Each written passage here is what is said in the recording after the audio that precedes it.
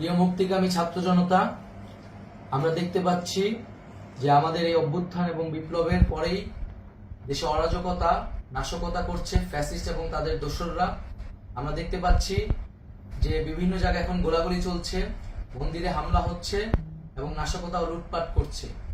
আমরা মনে করি আমাদের যে ছাত্র নাগরিকদের অভ্যুত্থান তাকে নস্যাৎ করার জন্যই পরিকল্পিতভাবে এই ধরনের ঘটনা ঘটানো হচ্ছে।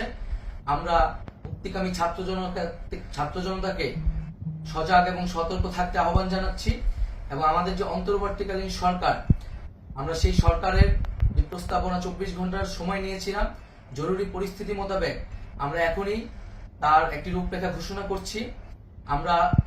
আমরা সিদ্ধান্ত নিয়েছি যে সর্বজন গ্রহণযোগ্য আন্তর্জাতিক খ্যাতিসম্পন্ন নোবেল পুরস্কার বিজয়ী ডক্টর মোহাম্মদ ইউনূসকে প্রধান উপদেষ্টা করে অন্তর্বর্তীকালীন সরকার গঠন করা হবে এবং ডক্টর মোহাম্মদ ইউনূসের সাথেও আমাদের কথা হয়েছে।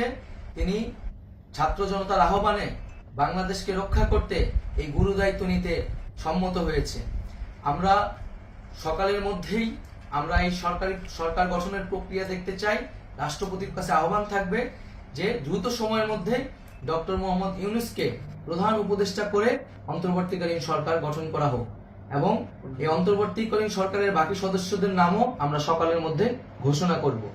প্রিয় বন্ধুগণ, দেশে যে অরাজকতা চলছে, মানুষের জীবনের নিরাপত্তাহীনতা চলছে, সেজন্য আমরা রাষ্ট্রপতির কাছে আহ্বান জানাচ্ছি দেশে আইন শৃঙ্খলা পরিবেশ ফিরিয়ে আনার জন্য দ্রুত সময়ের মধ্যে কার্যকর ব্যবস্থা নিতে হবে এবং আইন শৃঙ্খলা বাহিনীকে সহযোগিতা করার জন্য মুক্তিকামী ছাত্র জনতাও রাজপথে থাকবে এবং অন্তর্বর্তীকালীন সরকার গঠন না হওয়া পর্যন্ত মুক্তিকামী ছাত্র জনতাকে রাজপথে থেকে তাদের যে অভ্যুত্থান, সেই অভ্যুত্থানকে রক্ষা করতে হবে।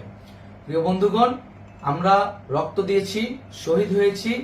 আমাদের যে প্রতিশ্রুতি একটি নতুন বাংলাদেশ গঠন করার জন্য, সেটিকে আমাদের অবশ্যই বাস্তবায়ন করতে হবে এবং অবশ্যই ছাত্র জনতার প্রস্তাবিত সরকার বাদে কোনো ধরনের সরকার কিন্তু মেনে নেওয়া হবে না।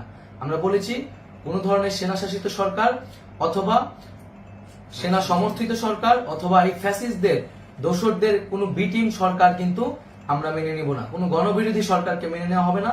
ছাত্র জনতার অভ্যুত্থানকারী যে প্রস্তাবিত সরকার, অন্তর্বর্তীকালীন সরকার, যেটা আমরা সিদ্ধান্ত উপনীত হয়েছি ডক্টর মোহাম্মদ ইউনূসকে প্রধান উপদেষ্টা করে এই সরকার গঠন করা হবে, সেই সরকারকেই বাস্তবায়ন করতে হবে অবিলম্বে। আগামীকাল সকাল থেকে সকলকে আহ্বান জানাচ্ছি রাজপথে থাকার জন্য এবং আমাদের যে সাম্প্রদায়িক সম্প্রীতি এবং রাষ্ট্রীয় সম্পদ রক্ষা কমিটির ঘোষণা হয়েছে বৈষম্যবিরোধী ছাত্র আন্দোলনের নেতৃত্বে, সকল পাড়ায় পাড়ায় এলাকায় এলাকায় সেই কমিটি পাহারায় থাকবে। আমাদের সংখ্যালঘু কমিউনিটিকে আমাদের রক্ষা করতে হবে, রাষ্ট্রীয় সম্পদ এবং এই দেশকে রক্ষা করতে হবে আমাদের।